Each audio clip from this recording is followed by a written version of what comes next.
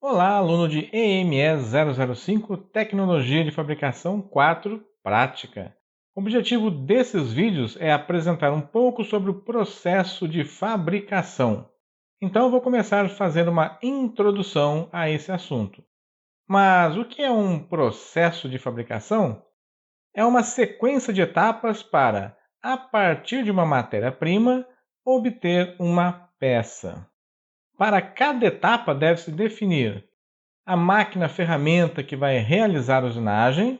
Ela precisa ter rigidez e potência adequadas para a usinagem, a forma de fixação da peça nessa máquina, a ferramenta que removerá o material, os parâmetros de usinagem adequados, velocidade de corte, velocidade de avanço, profundidade de corte, o percurso da ferramenta na peça e a forma de controle da operação. Pode ser paquímetro, micrômetro, gabarito e por aí vai. Quem planeja processos de fabricação é chamado de processista.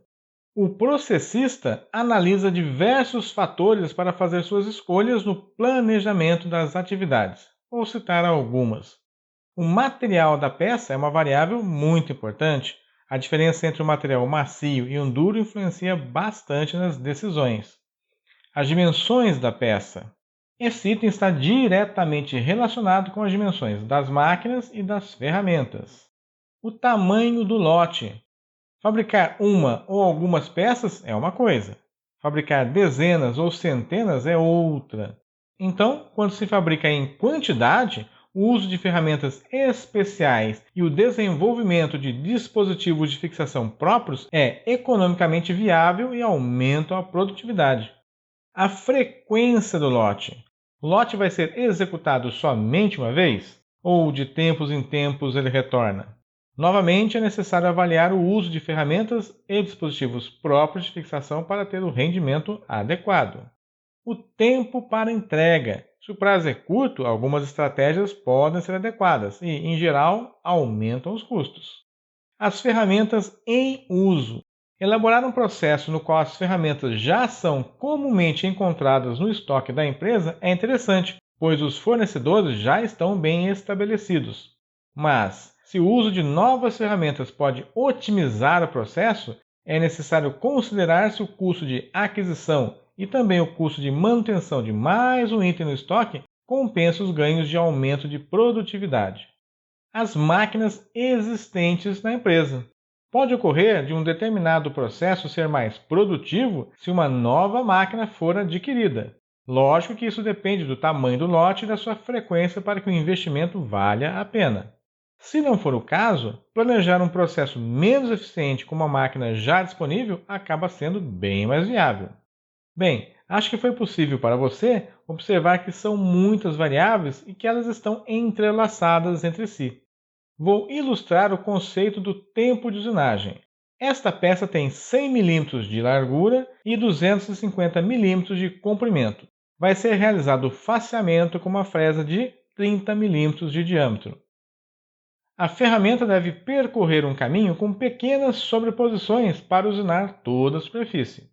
Você verá futuramente, na aula teórica, que a velocidade de rotação depende da velocidade de corte e do diâmetro da ferramenta. A velocidade de avanço depende do quanto cada dente pode remover, do número de dentes e da velocidade de rotação. Nesta simulação, a usinagem consumiu quase 30 segundos. Vou repetir a operação, mas agora com uma fresa de 120 milímetros de diâmetro. Vou considerar que esta ferramenta usa as mesmas pastilhas de metal duro da ferramenta de 30 milímetros, ou seja, a velocidade de corte recomendada pelo fabricante é a mesma. Com apenas um movimento é possível realizar a usinagem. Como o diâmetro aumentou e a velocidade de corte é a mesma, a rotação diminuiu. E, apesar de ter mais dentes, a velocidade de avanço também diminuiu por causa da rotação menor. No final das contas, a simulação de usinagem demorou 22 segundos. Mas quais análises podemos fazer? Primeiro, a ferramenta de diâmetro maior e também maior número de dentes aparentava oferecer um tempo de usinagem bem menor, mas isso não ocorreu. Por quê? porque tem as mesmas pastilhas de corte da ferramenta menor. Claro que a escolha de outras pastilhas pode ajudar a reduzir o tempo, mas quero manter as coisas como estão. Essas diferenças entre as ferramentas têm influência em outras duas variáveis. Como a fresa maior tem mais dentes cortando ao mesmo tempo, a força necessária na usinagem é maior, e isso se reflete em maior potência consumida na usinagem e também na maior necessidade de rigidez da máquina. Ou seja, são muitas variáveis envolvidas ao mesmo tempo. O que o processista pode considerar? Ou melhor, o que se passa na cabeça do processista? Se já tem a ferramenta grande e uma máquina para usá-la, não há problema em adotá-la no processo. Mas e se a ferramenta não faz parte do dia a dia da empresa? Compensa adquirir uma? O valor compensa? Os custos para manter o estoque valem a pena? Se for para usinar uma ou algumas poucas peças, com certeza não valerá o investimento, já que a diferença de tempo é pequena. Mas, se a quantidade de peças for grande, essa redução de aproximadamente 25% do tempo por peça pode ser bem importante. Mas a máquina que pode usar essa ferramenta vai estar disponível? Sim ou não? E por aí vai. Então, para elaborar um processo de fabricação, o processista deve ser experiente e conhecer bem todos os recursos disponíveis na empresa para poder analisar as possibilidades e tomar as melhores decisões. Ou seja, ele deve conhecer que cada equipamento disponível pode usinar e quais as ferramentas que estão no estoque, quais os dispositivos de fixação estão à disposição e, inclusive, interagir com o pessoal responsável pelo planejamento e pelos recursos financeiros. Vai que seja interessante comprar novas ferramentas, novas máquinas. A pergunta é: como a disciplina pode fazer você entender sobre processo de fabricação? Antes da pandemia, cada turma prática, entre 12 e 16 alunos, usinava um conjunto de peças. Na verdade, essa turma era dividida em dois grupos e cada grupo montava uma pequena morsa. Vou mostrar como é essa morsa. Ela é formada por 9 peças usinadas pelos alunos e 11 parafusos Allen, sendo 2 M5 por 10 sem cabeça, 4 M6 por 15 e 5 M6 por 12 cabeça chata. Vou apresentar as peças. Vamos começar com base, batente fixo, mordente, que são 2, batente móvel, porca, fuso, ponteira e calço, que não aparece no conjunto, pois ele é parafusado por baixo da base. Para ser possível usinar cada uma das peças, os alunos têm disponível os desenhos das peças. Base, batente fixo, mordente, batente móvel, porca, fuso, ponteira, calço. Você deve estar pensando, do que adianta os desenhos se ainda não sei muito sobre processo de fabricação? É aí que entra um exemplo, o processo de fabricação da porca. Nada melhor do que um exemplo completo para entender algo. No caso da porca, o processo de fabricação está dividido em 10 operações, cada uma registrada em uma folha de processo.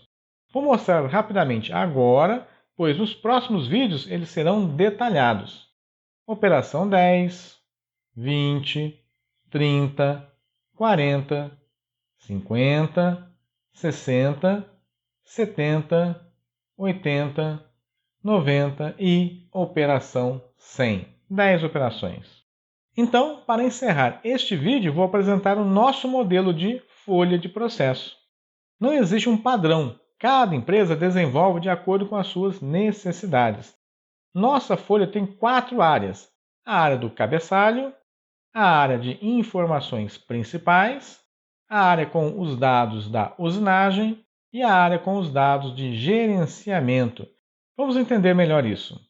A área do cabeçalho traz o logotipo e o nome da empresa, e isso não precisa de explicação, certo? A área de informações principais traz o número da operação, De maneira geral, costumamos numerar as operações de 10 em 10, pois caso seja necessário introduzir uma nova operação, ela ganha um número livre entre as duas já existentes. Ou seja, não precisaremos renumerar todas as demais folhas. Tem também uma descrição rápida e uma região onde colocamos um desenho simples que deve mostrar a peça, como ela é fixada e as cotas relacionadas com a usinagem. Nessa grande área também colocamos um pequeno texto com informações simples para o operador. Note que não colocamos cálculos. O operador quer saber os valores de rotação, profundidade e avanço. Ele não precisa saber como o processista chegou nesses valores. E nada de registrar ações que o operador sabe fazer com os olhos fechados. Por exemplo, fixar a peça usando um calço adequado está ok. Não precisa querer explicar para o operador que ele deve medir a altura da morsa para calcular a altura máxima do calço e, em seguida, escolher o calço adequado entre os calços disponíveis. Não precisa explicar que ele deve limpar a morsa e o calço para fixar a peça, nem que ele deve bater na peça até o calço ficar travado e assim por diante. Isso tudo é muito óbvio para o operador. Na área dos dados da usinagem, há vários campos. Operação anterior traz o número da operação que antecede a atual e operação posterior o número da próxima operação. Qual o motivo disso? Ter os números das operações anterior e posterior permite que o operador verifique se não está faltando alguma página do processo. Em matéria-prima, o operador observa o tipo de material da peça e pode conferir se o que ele recebeu está correto. Por exemplo, se a peça for de alumínio e ele recebe um bloco de aço inox, fica fácil concluir que houve algum engano. Claro que se o operador recebe uma peça de aço 1020 e o processo indica um aço 1045, ele terá dificuldade para notar o erro antes de começar a usinar. Ou, dependendo da usinagem, nem nesse momento ele vai notar. Rotação, avanço e profundidade são os dados que o operador irá consultar para realizar os ajustes na máquina antes de começar a usinagem. Em máquina, o processista indicará o tipo de equipamento como, por exemplo, torno, fresa, serra ou retífica. Ou pode até mesmo indicar uma máquina específica do chão de fábrica, como torno 7, por exemplo. Em ferramenta, o processista especifica a ou as ferramentas que serão usadas nesta usinagem.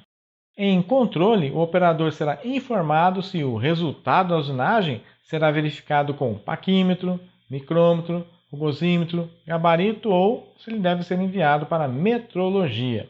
Por fim, em acessórios, estão listados os dispositivos de fixação da peça, fixação da ferramenta e o que mais for necessário. Por fim, nos dados de gerenciamento estão informações como o nome do projeto do qual a peça faz parte e o número desse processo, que vem do sistema de registro da empresa. É como se fosse o CPF do processo. Traz também o nome da peça e o nome e a assinatura de quem elaborou o processo. Por fim, traz o código do desenho, que foi base para a elaboração do processo, e a data dessa elaboração. Lógico que poderia ter mais dados de gerenciamento, como, por exemplo, o número da versão do processo, que com o tempo pode ir sofrendo alterações, ou o nome e assinatura de um revisor ou supervisor. Bem, com toda essa história inicial, eu tenho certeza que ficará bem mais simples acompanhar os próximos vídeos e entender como deve ser um processo de fabricação. Até mais!